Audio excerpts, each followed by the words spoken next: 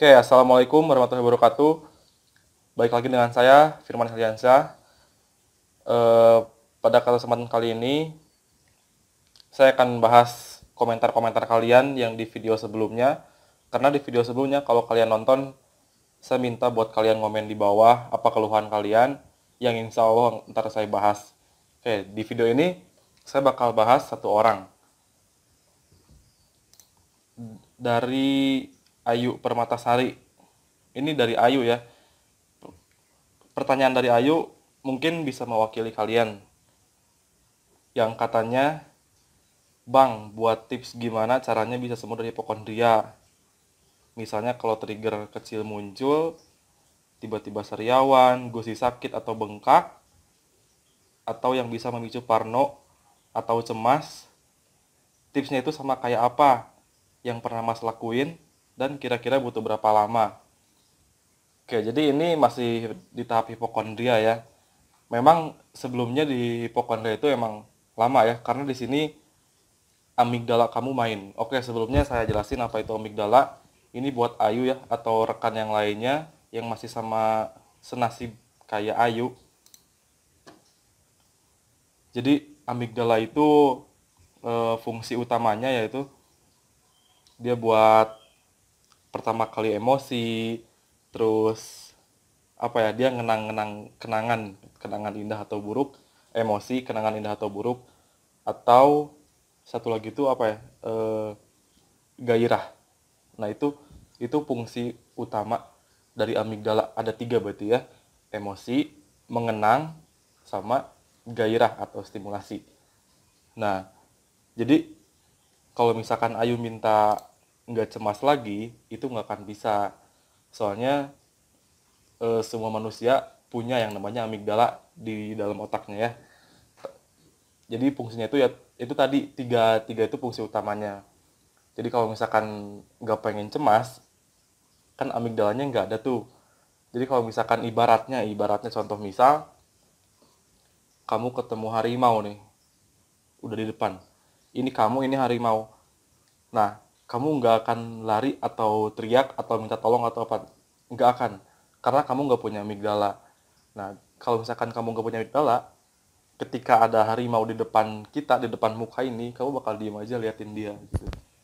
Ngobrol gitu, ngopi, ntar udah aja. Nah gitu, misalkan itu fungsi amigdala. Jadi kalau misalkan mau hilangin cemas itu nggak bisa, mau gimana pun caranya juga nggak bisa. Cuman yang salah itu cemas kamu berlebihan sampai ke tahap hipokondria gitu kali ya. Nah di sini saya mau share ya, bukan cara tapi eh, share pengalaman, karena saya juga pernah hipokondria, bahkan diagnosa sama psikiater, yang katanya eh, orang yang kena hipokondria itu tingkat halusinasinya itu tinggi. Ya, tingkat halusinasinya itu tinggi. Jadi sebelum dia kena anxiety, kena psikosomatis, kena hipokondria, itu waktu ketika dia masih sehat, dia itu sering berhayal, entah itu keindahan atau entah itu berhayal masa depan atau apa gitu. Pokoknya halunya itu tinggi. Orang hipokondria itu halunya tinggi. Karena ini contoh tadi ya, yang kata Ayu bilang, ada trigger kecil muncul juga bisa memicu parno atau cemas gitu. Karena itu halunya tinggi, bukan orangnya halu ya, tapi kebiasaan berpikir jauhnya itu terlalu berlebihan gitu, sampai timbulnya kan ke sini, ntar jatuhnya kan ke hipokondria ya. Nah, itu yang kata psikiater, orang hipokondria itu halunya tinggi. Oke, jadi pengalaman saya sendiri waktu kena hipokondria itu memang paling lama ya. Karena ya itu tadi, bener kata Ayu ya, yang muncul dikit itu eh, cemasnya itu udah berlebihannya. Misalkan ada bentol, ada bengkak atau gusi berdarah, itu bisa kemana-mana, bikin itu emang bisa. Itu saya ngalamin seperti itu. Terlebihnya lagi ketika waktu itu ya, ini sedikit nostalgia sedikit aja ya, biar biar kamu cocok-cocokin, tapi kalau nggak cocok jangan disama-samain ya, nggak asik tar.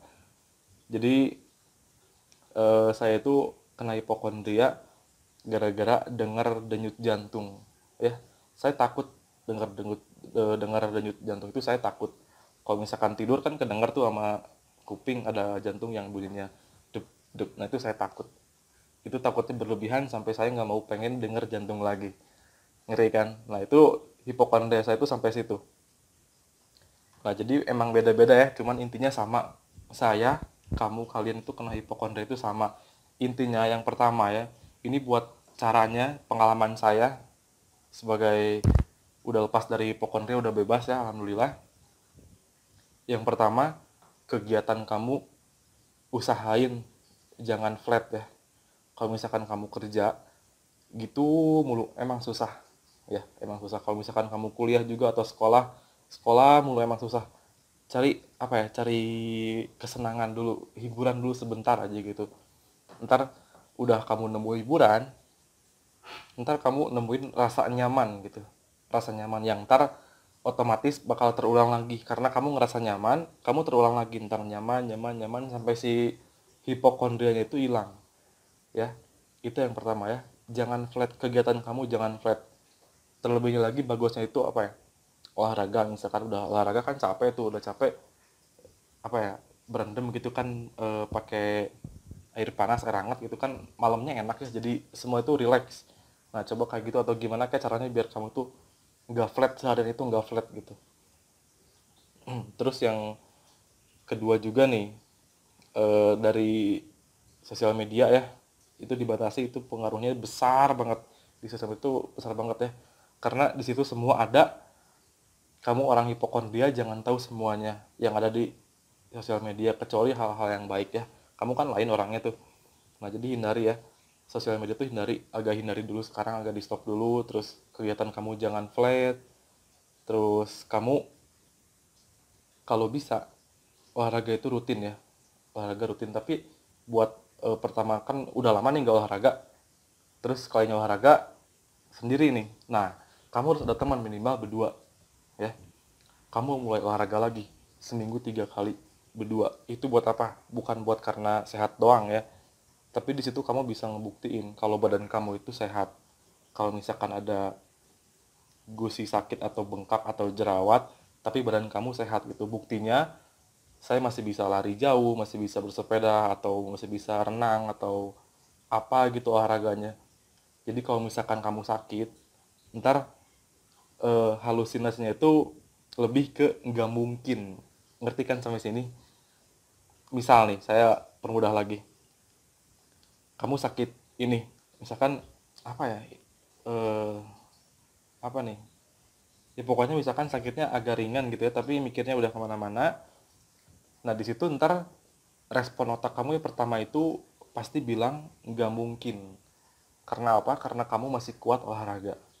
Oke, kamu masih kuat olahraga, kamu masih kuat lari jauh-jauhan, sepeda jauh-jauhan sampai keringet basah ya, sampai basah kuyup, itu masih kuat. Jadi kalau misalkan ada sakit sedikit pun, kamu udah kan mikirnya udah kemana, ntar pertama kali otak kamu respon kayaknya nggak mungkin deh, soalnya saya masih kuat lari gitu. Jadi ditolaknya itu langsung sama si halu kamu gitu, langsung ditolak sama halusinasi kamu yang tadinya negatif jadi positif gitu, karena kamu ngelakuin hal yang positif gitu. Jadi intinya, eh, kalau diibaratkan ya, ada lemari nih segini, lemari misal, contoh misal lemari segini. Terus kan si halu itu kan istilahnya apa ya, suuzon ya, suuzon.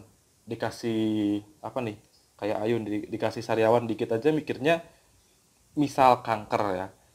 Ini sariawan nih, terus mikirnya wah ini jangan-jangan kanker nih. Itu kan udah suuzonnya, itu dosa besar loh itu, sumpah.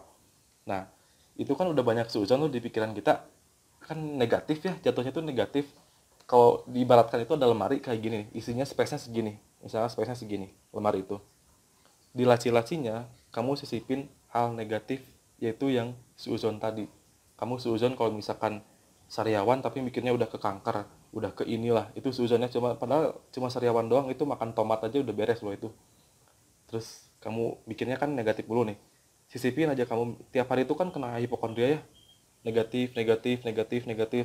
Makin lama lemari ini makin penuh sama hal negatif gitu, jadi makin lama itu makin kuat kalau nggak disembuhin gitu loh. Jadi buat cara nyembuhin ya, kamu ngelakuin hal yang positif.